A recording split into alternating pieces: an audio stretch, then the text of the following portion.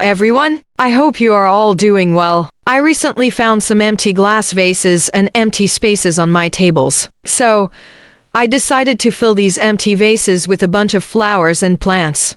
I turned to Daraz, which delivered a parcel from overseas, specifically from China. I've had an amazing experience with flowers from them so far.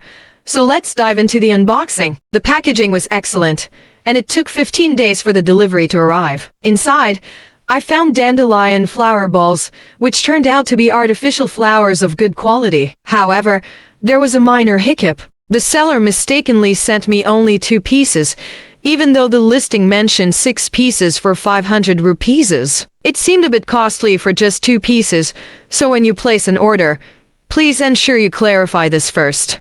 Moving on to my second parcel, I received 10 pieces of eucalyptus stems, which are artificial eucalyptus leaves. I ordered 3 packets totaling 30 pieces, and they cost me 900 rupees. Let me tell you, these eucalyptus stems look remarkably similar to real ones, but they are slightly smaller in size. They are perfect for small vases rather than larger ones. You can use them to decorate your tables, console tables, or wherever your creativity takes you.